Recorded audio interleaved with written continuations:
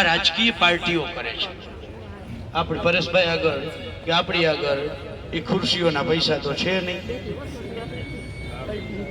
એ cameraman arrange કરવાના પૈસા તો છે નહીં.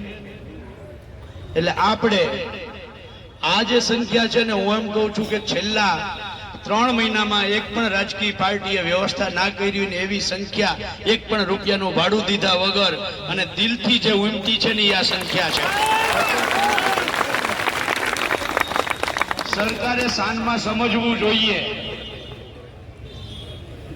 ગઈકાલે પરેશભાઈનો ફોન આવ્યો, બાપુ કરશનભાઈ મને કે પાલભાઈ આપણે વાં ઝાંસીના પૂતળા હતી ને એને પોલીસે ના પાડી દીધી. પીઆઈ સાહેબ છે ને મેં ફોન કર્યો તો મને કે રૂબરૂ આવી જાઓ. હું દ્વારકા નાયન રૂબરૂ મળવા આવું. પરેશભાઈ કહું ચિંતા ના કરો, તમે બિંદાસ ચિંતા ના કરો. આપણે કલેક્ટર ઓફિસની અંદર આપણે વાત કરશું.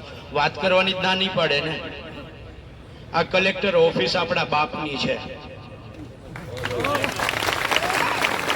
આ કલેક્ટર ઓફિસ આપણા બાપની છે. આમાં એક એક કાકરી જે મુકાણી છે, ખુરશી મુકાણી છે, એના આપણા પરસેવાના ટેક્સના પૈસાથી આ બિલ્ડિંગ બની છે, આ જમીન છે. અને ખુરશી ઉપર બેસનાર કલેક્ટરને પણ હું કહેવા માંગુ છું કે જનતાના સેવક છો. આ માલિક છે, જો આ બેઠા ને આ માલિક છે.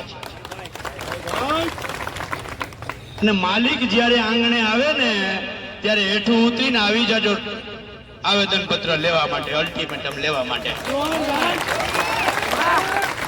5 જણા આવી જાવ ને 25 જણા આવી જાવ, આમાં છીએ નહીં.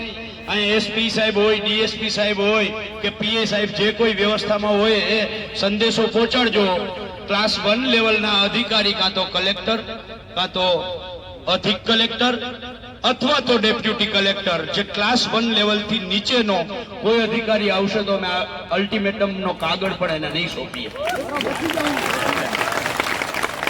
અને આપણે બધા જ શાંતિથી, પ્રેમથી ગાંધી ચિંધ્યા માર્ગે ત્યાં બેસી અને રામધૂન બોલાવશું. પણ આપણે કોઈ કરતા કોઈ આવેગમાં નહીં આવીએ, ઉત્સાહમાં નહીં આવીએ. કદાચ સાંજ સુધી બેસવું પડે તો બેસવાની તૈયારી છે ને?